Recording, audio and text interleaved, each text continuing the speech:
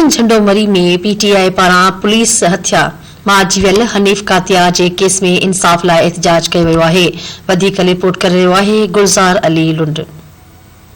दारुण press club पे जेको सो तहरीक इंसाफ जो जेको एहतजाज जारी है।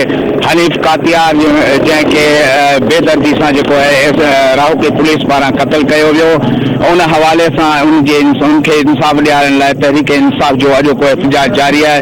अचो त हिन सां ॻाल्हायूं त ही धरती टीवी सां पंहिंजा कहिड़ा वीचार वंडीनि था।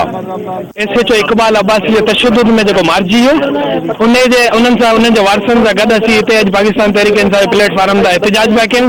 असीं चवंदा SHO इकबाल अब्बासी ऐं जेके ॿिया मुलवस हुन में इन क़त्ल में उन्हनि खे फुल फोर गिरफ़्तार कयो वञे ऐं पुलिस मां सिंध पुलिस मां जेके अहिड़ियूं कारियूं रिठूं आहिनि जेके अहिड़नि शयुनि में मुलवस आहिनि, मंशात फरोशी, क़त्ल ऐं दहशतगर्दी मुलवस आहिनि, उन्हनि खे फुल फोर सज़ा ॾियारी वञे। मुतालबो असांजो इहो आहे। हनीफ़ कातिया गरीब वेचारे तशद्दुद करे पुलिस खणी वञी तशद्दुद करे मारियो वियो आहे। असांजो इहो ई चवणु चाहियूं था बाबा असांखां इंसाफ़ थियो वञे, उन कातिल SHO खे गिरफ़्तार कयो। जेको पुलिस एहलकार जेको कारी वर्दी में हिकिड़ो ज़ालिम लिखियल हो उनखे पुलिस अञा ताईं गिरफ़्तार न करे सघी आहे। इन जो असांखे वॾो अफ़सोस आहे।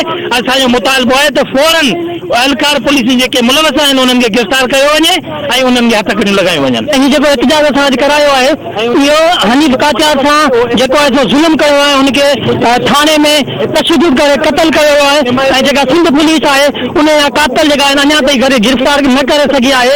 ऐं असां तहरीक इंसाफ जे प्लेटफॉर्म तां हुनखे इंसाफ़ ॾियण लाइ अॼु हिते सभु गॾु थिया आहियूं ऐं हुनखे जेका असां कोर्ट सगोरी मां अबूरी ज़मानत मिली, पोइ हुनजी एडवोकेट अलीपल साहब ज़मानत उहा हुनजी रद्द कराई। रद्द कराइण खां पोइ हीउ पोश आहे अॼु जी ज़ाहिर न आहे ही सिंध पुलिस छा करे रही आहे। रियाज़ अब्दुल हकीम लुंड सां गॾु गुलज़ार अली लुंड, धरती TV न्यूज़, झंडोमरी।